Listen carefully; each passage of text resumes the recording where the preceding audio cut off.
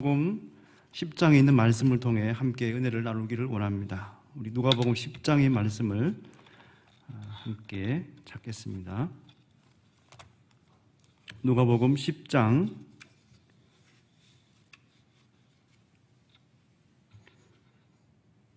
25절로 37절까지 말씀입니다. 누가복음 10장 25절로 37절까지 말씀을 우리 한 절씩 교독하겠습니다. 제가 먼저 25절을 읽겠습니다. 어떤 율법 교사가 일어나 예수를 시험하여 이르되 선생님, 내가 무엇을 하여야 영생을 얻으리이까? 예수께서 이르시되 율법에 무엇이라 기록되었으며 내가 어떻게 읽느냐? 대답하여 이르되 내 마음을 다하며 목숨을 다하며 힘을 다하며 뜻을 다하여 주 너의 하나님을 사랑하고 또한 내 이웃을 내 자신같이 사랑하라 하였나이다. 예수께서 이르시되 내 대답이 옳도다. 이를 행하라. 그러면 살리라 하시니 그 사람이 자기를 옳게 보이려고 예수께 여짜오되 그러면 내 이웃이 누구니이까? 예수께서 대답하여 이르시되 어떤 사람이 예루살렘에서 여리고로 내려가다가 강도를 만나매 강도들이 그 옷을 벗기고 때려 거의 죽은 것을 버리고 갔더라.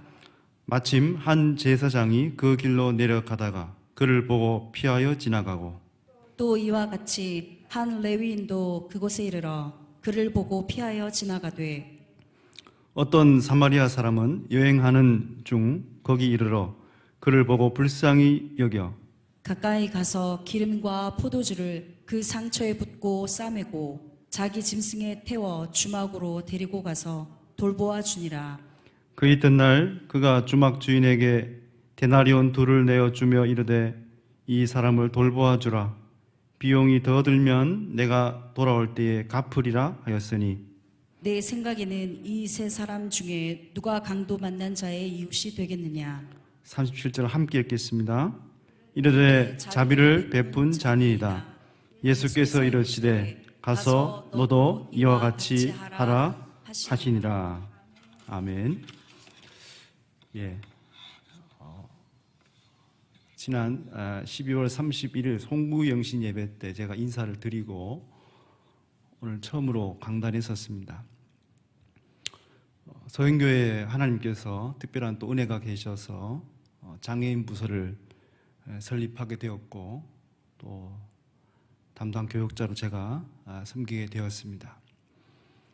하나님께서 이렇게 뜻하신 가운데 귀한 교회에 와서 섬기고 또 말씀을 전할 수 있게 된 것이 참으로 감사합니다. 오늘 특별히 이렇게 또 강단에서 함께 말씀의 은혜를 나누게 된 것도 하나님의 큰 은혜인 줄 믿습니다. 오늘 주신 말씀을 통해 저는 균형 잡힌 신앙이라는 제목으로 함께 말씀의 은혜를 나누고자 합니다.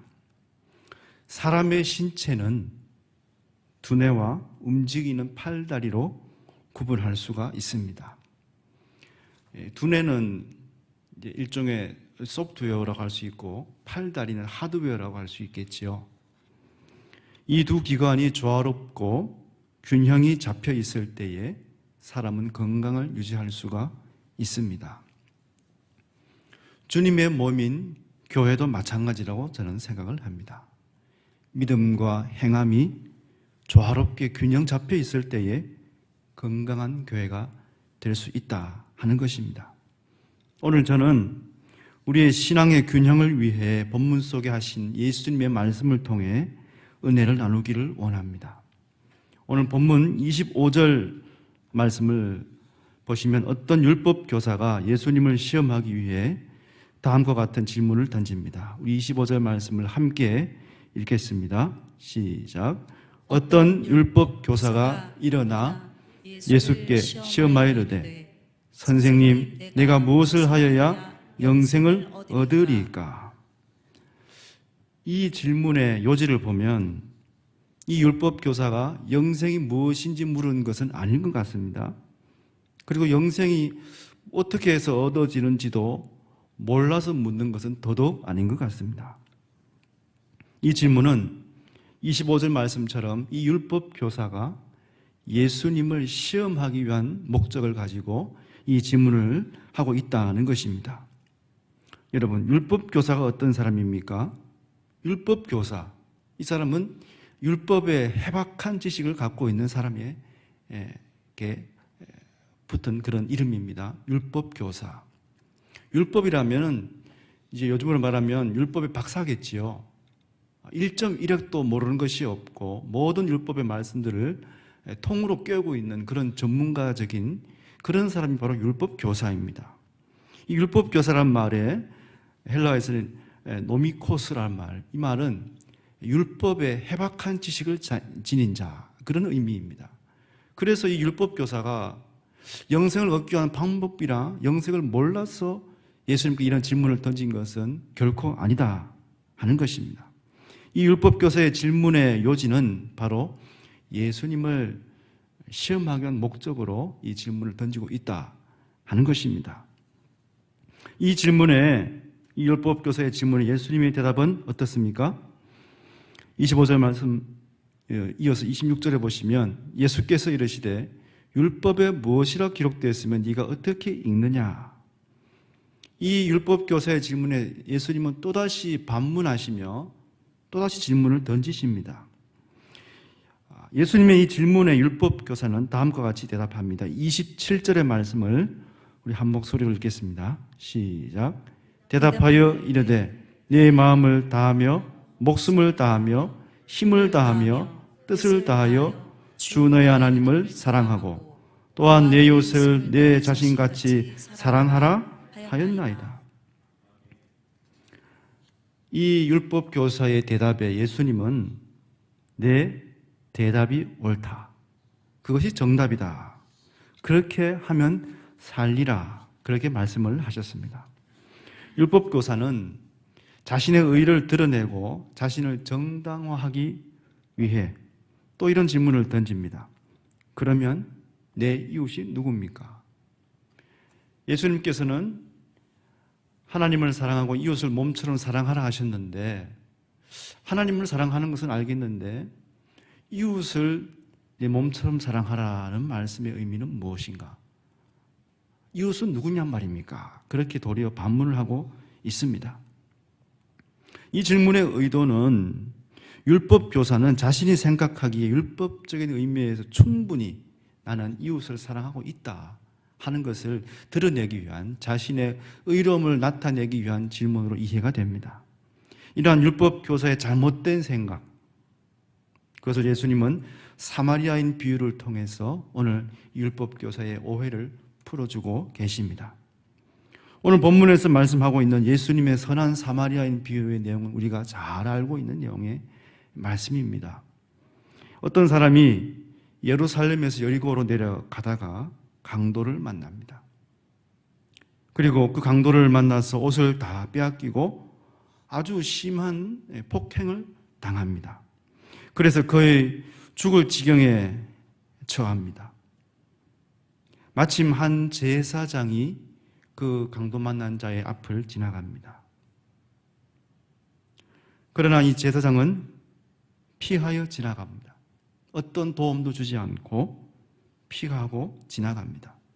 똑같이 레위인도 그 강도 만난 자의 앞을 지나갔지만 그 어떤 도움도 주지 않고 역시 피하여 지나가 버리고 맙니다. 그런데 사마리아 사람, 이 세 번째 사마리아 사람은 그 강도 만난 자를 불쌍히 여기며 가까이 가서 기름과 포도주를 통해 그 상처를 치료해주고 자기의 짐승에 태워서 주막으로 데리고 가서 돌보아 줍니다.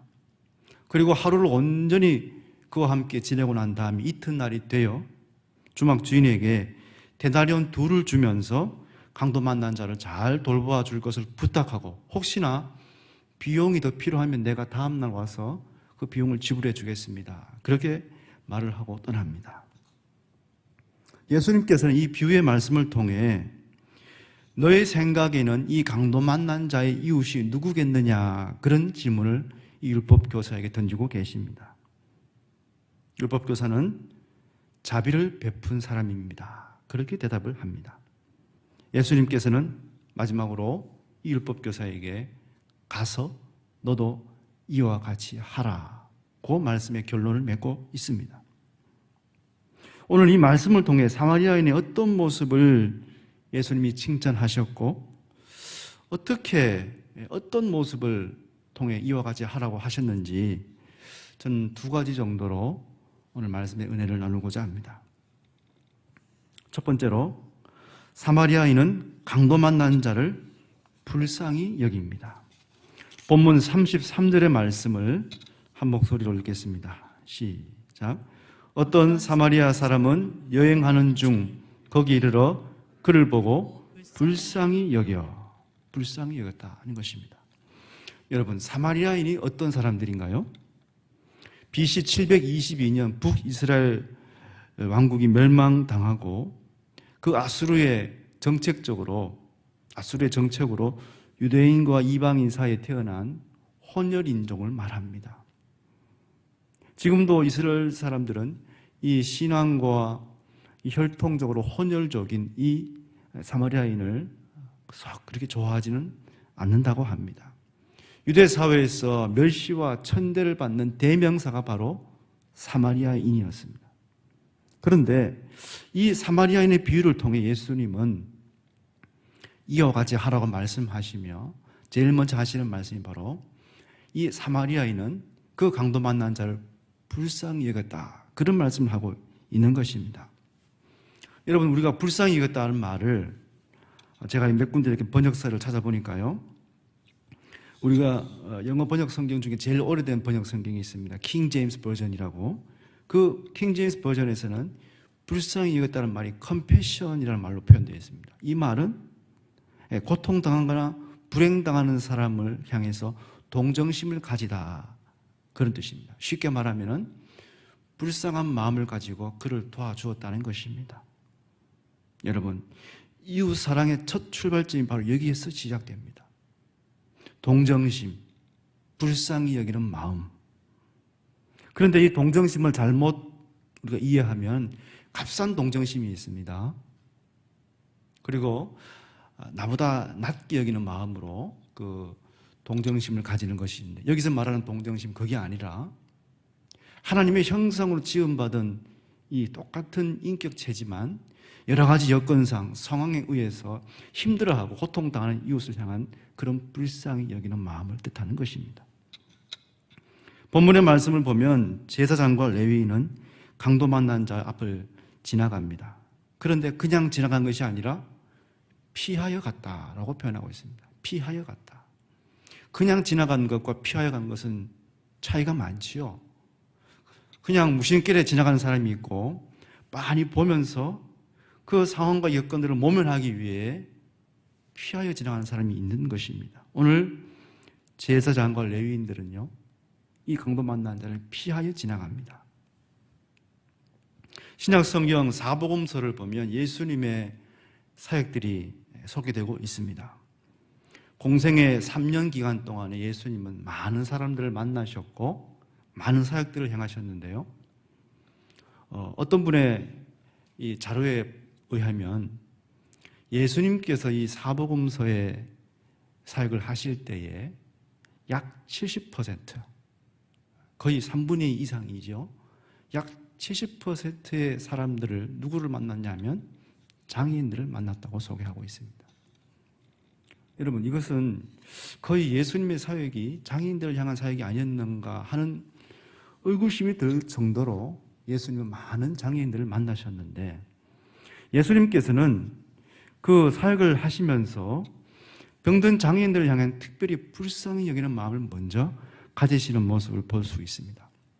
마가복음 1장 41절의 말씀을 우리 함께 화면을 보시면서 읽어 보시도록 하겠습니다. 시작. 예수께서 불쌍히 여기사 손을 내밀어 그에게 대시며 이르시되 내가 원하노니 깨끗함을 받으라 하시니.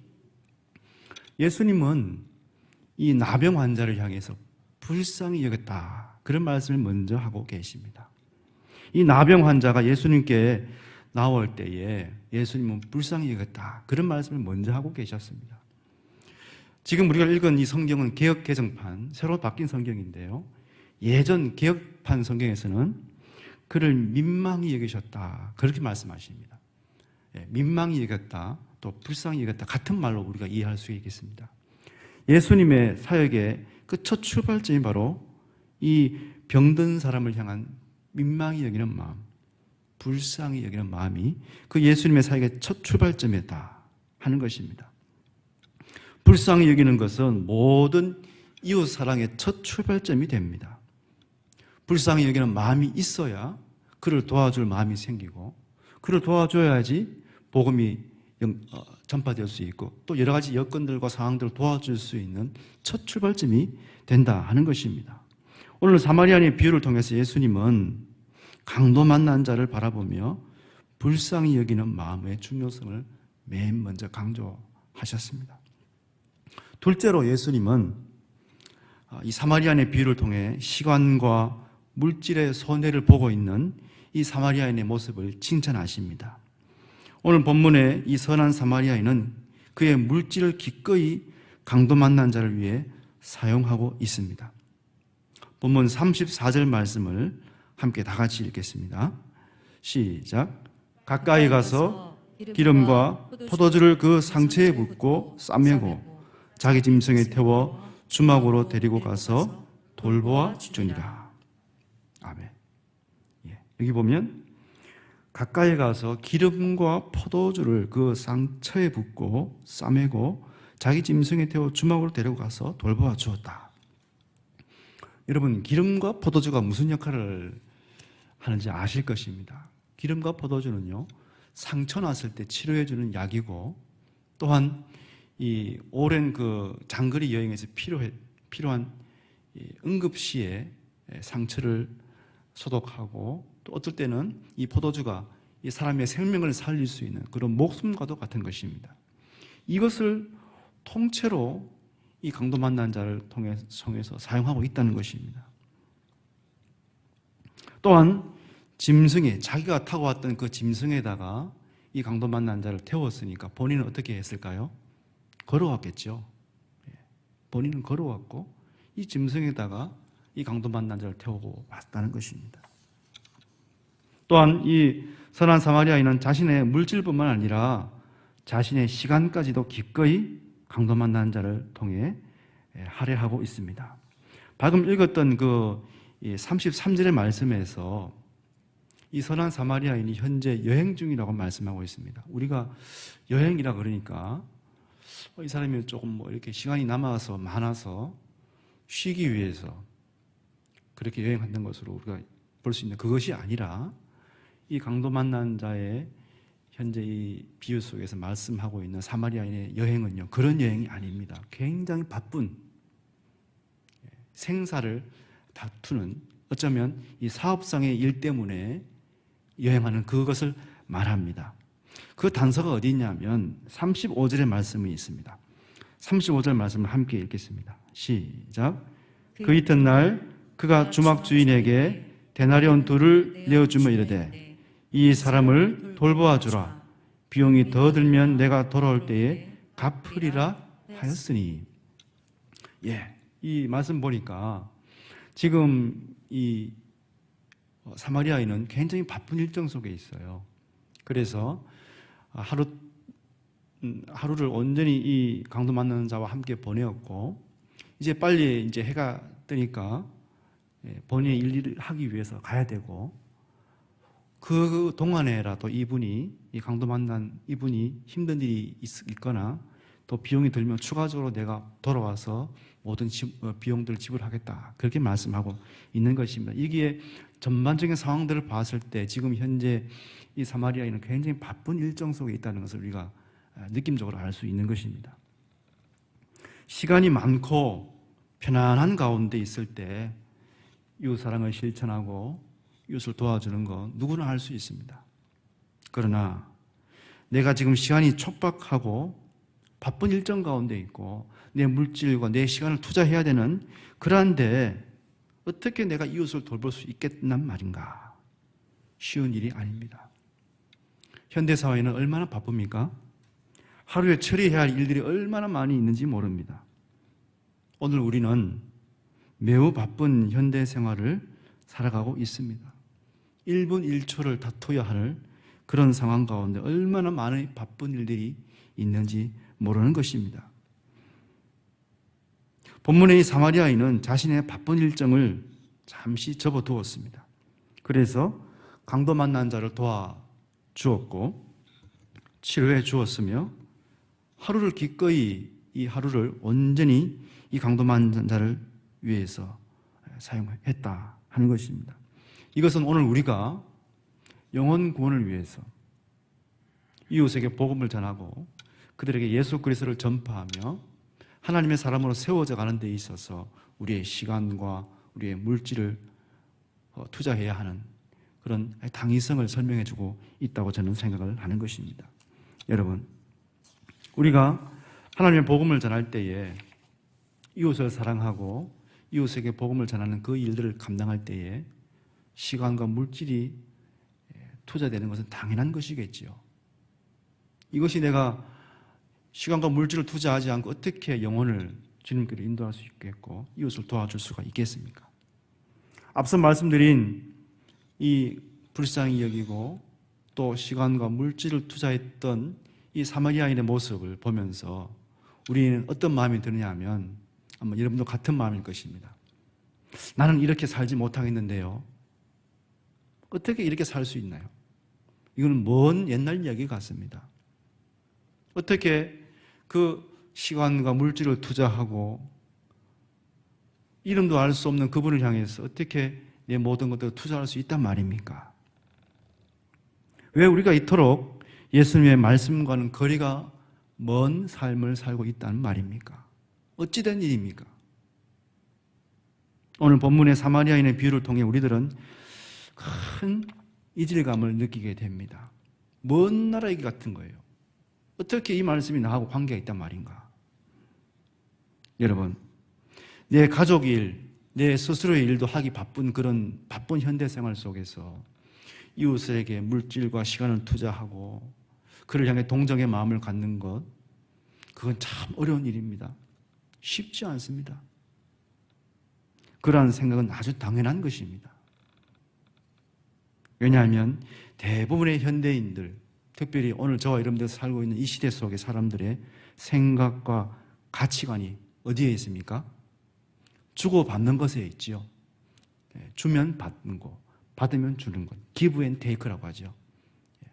내가 당신에게 주었으니까 당신 나에게 주세요.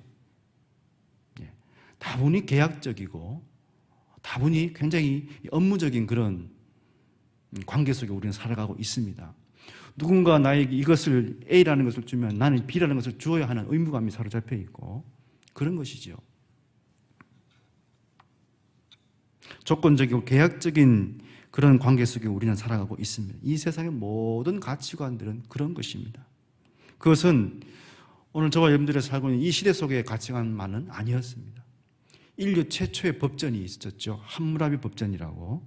그 함무라비 법전에 보면 이 가치관이 고스란히 담겨 있어요. 남의 물건을 손을 대면 손댄 만큼의 또는 그 몇 배의 보상을 해 주어라. 그런 문구들이 다 있습니다. 믿는 자이건 믿지 않는 자이건 그 일반 은총의 영역 속에 도덕이나 윤리와 철학 속에 이러한 조건적이고 계약적인 그런 가치관들이 다 담겨 있습니다. 세상의 모든 이 윤리나 도덕 철학은요, 그런 것들에서 다 출발을 합니다. 내가 무조건적으로 남을 위해 희생하고 무조건적으로 투자하고 이런 것들은 세상 이치와는 맞지 않습니다. 그러나 오늘 우리들, 하나님의 값없는 은혜로 구원받은 우리들, 저와 여러분들은 세상과는 달라야 하지 않을까요? 세상 사람들이 give and take 방식으로 관계를 맺고 계약적인 모습으로 주고받는 생활 속에 우리 예수 믿는 사람들은 뭔가 달라야 하지 않겠나 하는 것입니다. 신약 성경 전체에 하나님의 사랑을 가리키는 말로 아가페라는 말이 있습니다. 아가페. 여러분 들어보셨을 것입니다. 신약 성경 전체에 아가페라는 말이 수도 없이 나오는데요. 딱 두 군데만 빼고 이 아가페라는 말이 하나님의 무조건적인 사랑을 표현하고 있습니다. 요한복음 21장에 보면 예수님이 베드로에게 요한의 아들 시몬아 네가 나를 사랑하느냐 했을 때에 그 두 구절 빼고는요, 신약 성경 전체의 하나님의 사랑은 무조건적인 아가페 사랑입니다. 여러분, 우리가 자녀를 사랑할 때에 계약적으로 무언가를 따져서 자녀를 사랑하지는 않으실 것입니다. 내가 자녀를 이만큼 키웠으니까 나에게 월급을 좀 주겠지, 그렇게 생각하는 부모님은 아무도 안 계실 것입니다. 부모님은 그저 자녀이기 때문에 사랑을 쏟아붓습니다. 하나님께서 우리를 향하신 사랑도 마찬가지라고 저는 봅니다. 하나님이 우리를 사랑하시기 때문에 우리 어떤 조건을 보시고 이러한 사랑을 내가 베풀었기 때문에 나에게 돌아오는 것이 이런 것이 있지 않겠는가, 그렇게 생각해서 도와주는 그런 하나님의 사랑은 결코 아닌 것입니다. 그 대표적인 예가 우리가 사랑장이라고 하는 고린도전서 13장에 나오는 하나님의 사랑의 모습입니다. 고린도전서 13장의 이 사랑의 내용은 어떻게 시작합니까? 사랑은 언제나 오래 참고, 그렇게 시작합니다. 그런데 세상 사람들의 모습은요, 오래 참지 못합니다. 이해하지 못합니다. 남을 나보다 낫게 여기지 못합니다. 이 사랑장에 나타난 하나님의 사랑은요, 무조건적이고 절대적인 하나님의 이 아가페적인 사랑을 말씀해 주고 있습니다. 자랑하지 아니하며 오래 참며 온유하며 시기하지 않고 교만치 아니하며 성내지 아니하며 악한 것을 생각지 아니한다. 이 말씀을 들었을 때에 오늘날 우리가 살고 있는 세상과는 너무나 반대되는 이 가치관에 상충되는 것을 우리가 느낄 수가 있는 것입니다. 그런데요, 이 사랑장도 그렇고 오늘 본문의 사마리아인의 비유도 그렇고 공통점이 있는데요, 뭐냐면 바로 이 모든 사랑의 계명들은 전부 다 명령형으로 되어 있다는 것입니다. 명령형. 우리가 보통 말을 할 때 이거 좀 해주겠니? 해주시겠어요? 하는 공손한 표현이 있고, 무엇을 하세요, 무엇을 해라, 이렇게 명령하는 것이 있습니다. 권유형으로 이걸 하면 좋겠습니다 라는 말씀은 해도 되고 안 해도 되는 것이죠. 그런데요, 명령형은 그렇지 않습니다. 명령형은 반드시 해야 되는 것입니다. 옵션이 아니라 반드시 해야 되는 것이 명령형입니다. 명령형은 의무적인 것입니다. 내가 옵션으로 해도 되고 안 해도 되는 것이 아니라 믿음의 성도라면 당연히 이웃을 사랑하며 살아가야 하는 것이 명령형이라 하는 것입니다. 예수님은 율법이 교사에게 이 세 명의 사람 중에 누가 강도 만난 자의 진정한 이웃이냐, 그렇게 질문을 던졌고, 율법 교사는 자비를 베푼 사람입니다, 그렇게 정답을 말했습니다. 곧바로 예수님은 명령형의 문장으로 너도 이어가지 하라, 그렇게 말씀하십니다. 본문 37절의 말씀을 함께 다 같이 읽겠습니다. 시작. 이르되 자비를 베푼 자니이다. 예수께서 이르시되 가서 너도 이와 같이 하라 하시니. 가서 너도 이와 같이 하라. 이와 같이 하라. 좀 오래된 것 같은데요, 우리가 이 방송을 보면 이렇게 방송 카피 문구가 있어요. 우리나라에서 제일 큰 그 자선단체인 사회복지공동모금회라고 있습니다. 거기에서 아주 오래된 카피 문구인데요, 제가 지금도 기억나는 문구가 있습니다. 뭐냐면 사랑은 동사입니다. 그 말이 기억났어요. 여러분, 우리가 사랑이라고 하면 추상적으로 생각하면 사랑은 고귀하고 아름답고 순결한 것이다. 그런데요, 그 카피 문구에서는 그게 아니라 사랑은 동사입니다. 동사는 움직이는 것이죠. 행동하는 것입니다. 그 카피 문구가 지금도 기억에 남아 있습니다. 여러분, 이웃 사랑은요, 행동하는 것이고 내 실천으로 옮겨 나아가는 것입니다. 그러나 사실 모든 사람들에게 있어서 이 예수님의 말씀이 가슴에 와닿지만 100% 내가 다 지키기는 굉장히 어렵다는 생각을 많이 하십니다.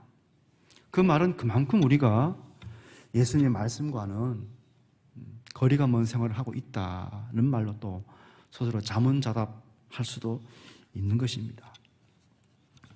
예수님께서는 이 사마리아인의 비유를 통해서 우리에게 무엇을 말씀해 주고 계십니까? 영혼 구원을 위한, 한 사람의 영혼을 구원하기 위한 그 모습이 어떠해야 하는가 우리에게 설명을 해 주고 있습니다. 그 진정한 이웃사랑, 그 사람의 영혼을 구원하기 위해, 그 사람을 주님께로 인도하기 위해 해야 한다는 첫 번째 출발점은 바로 불쌍히 여기는 마음이다. 그렇게 말씀을 하고 계십니다. 하나님을 알지 못하고 또 어둠의 권세 속에 있는 소망 없이 살아가는 그 강도 만난 이웃을 바라보며 불쌍히 여기는 마음이 그것의 첫 출발점이다. 그렇게 말씀하고 있습니다. 소망 없이 하루하루를 살아가는 강도 만난 이웃들에게 복음을 소개하고 예수님 안에 참 평안과 참 소망이 있음을 알려줘야 한다는 것입니다. 두 번째로 예수님은 우리에게 물질과 시간을 투자해야 할 것을 말씀해 주고 있습니다. 세상의 가치관은 내가 이만큼 주면 내가 또 이만큼 받고 돌아오겠지. 내가 이만큼 투자했으니까 이만큼 내가 받을 수 있겠지. 그런 막연한 기대감으로 사람들에게 선행을 베풀기도 하고 그렇습니다.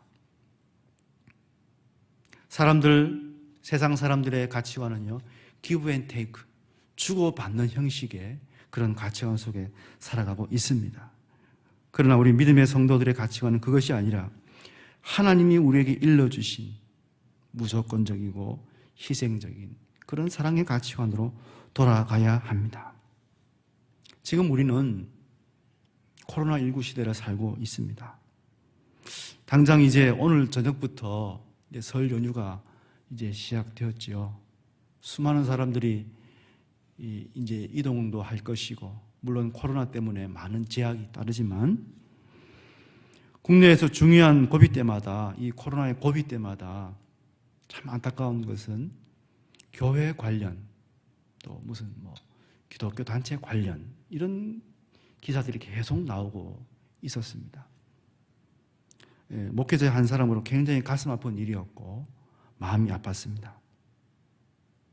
그렇지만 한국 교회의 역사 속에서 우리 교회는 항상 연약하고 힘들고 고통당하는 사람들과 함께 해왔습니다.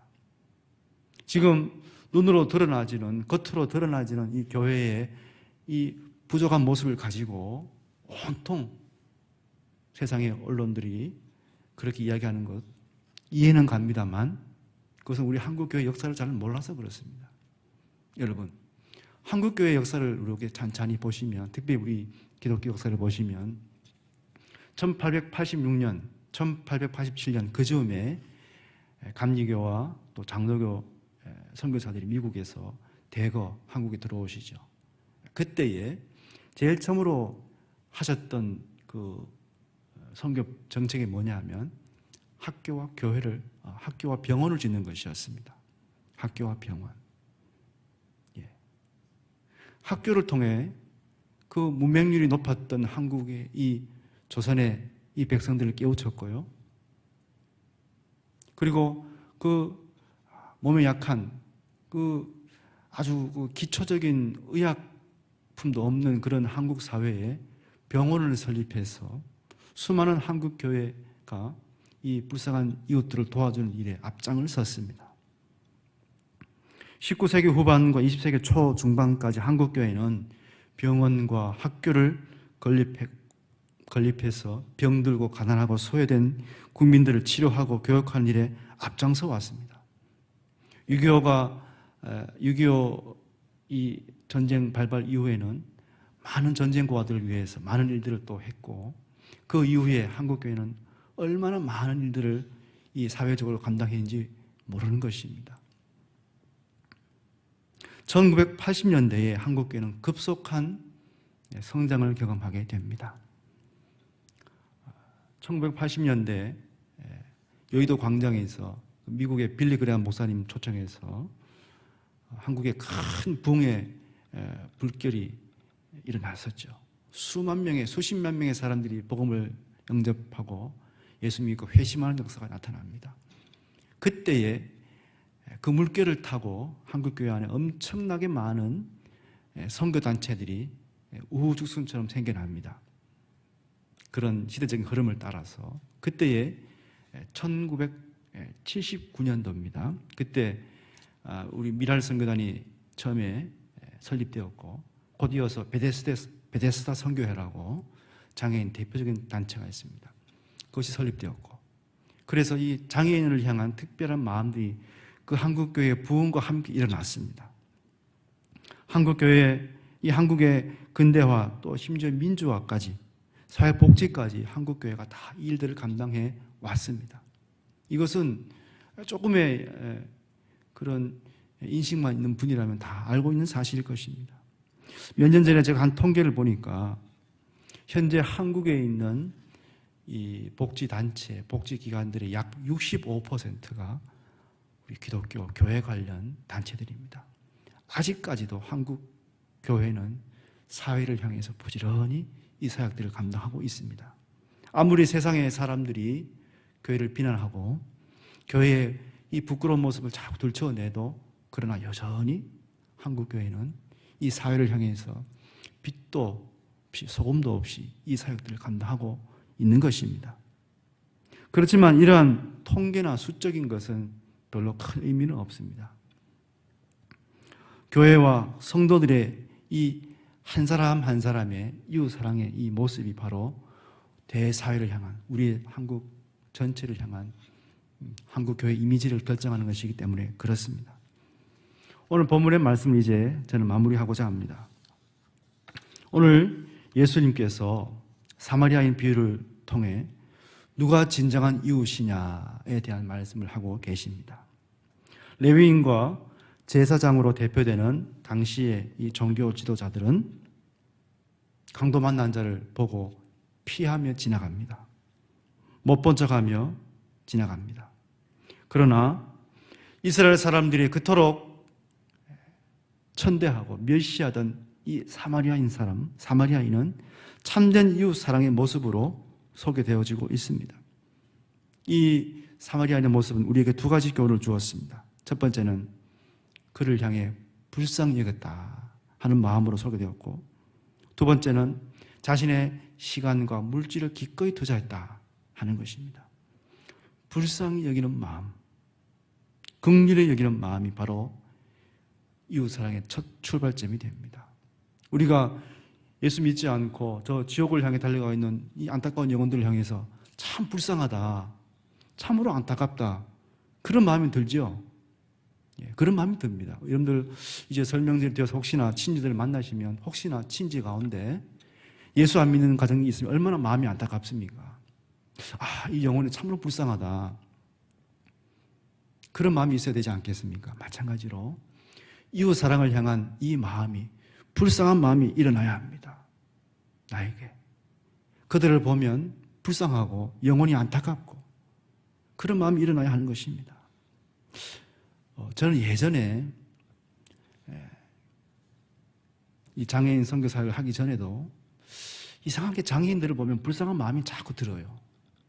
마음이 안타깝고 측은하고, 아마 이런 마음들은 다 드실 겁니다. 우리 예수 믿는 사람들은 다 마음에 그런 선한 마음이 있습니다.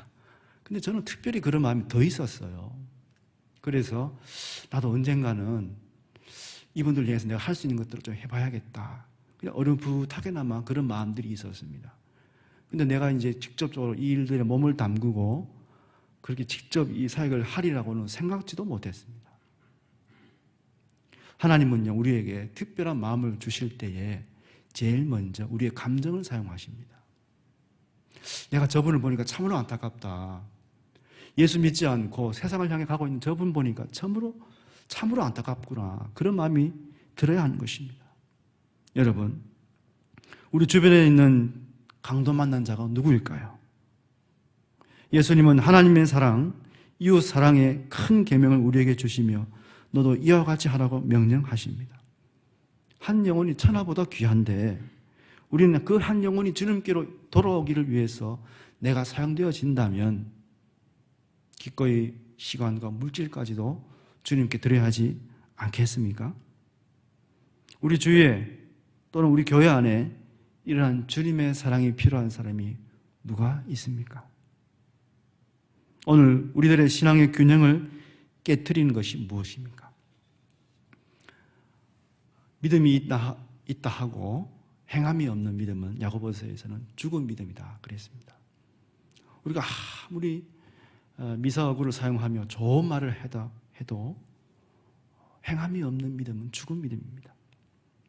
우리들의 신앙의 모습을 이 시간 조용히 돌아보았으면 좋겠습니다. 지식만으로는 부족합니다. 말로만 울어도 부족합니다. 그럴싸한 이론만으로도 부족합니다. 강도 만난 자를 위한 선한 사마리아인의 그 불쌍히 여기는 마음, 그리고 시간과 물질까지 기꺼이 헌신할 수 있는 그 마음이 한 사람의 영혼을 주님께로 인도할 수 있습니다. 균형 잡힌 육체는 이 뇌와 몸의 모든 부분들이 유기적으로 건강하게 잘 균형이 잡혀 있는 사람의 모습입니다. 교회도 마찬가지입니다. 주님께서는 교회를 우리 몸으로 자주 비유하셔서 우리의 교회도 마찬가지인 줄 압니다. 우리가 믿음이 노라하고 행함이 없다면 건강한 모습이라 할 수가 없을 줄 압니다. 균형 잡힌 교회, 균형 잡힌 가정, 균형 잡힌 우리 개인들이 다 되셔서 우리 이 믿음과 행함이 잘 조화롭게 주님께서 보시기에 건강한 오늘 저와 여러분들이 다 될 수 있기를 주님의 이름으로 축원을 드립니다. 기도하겠습니다.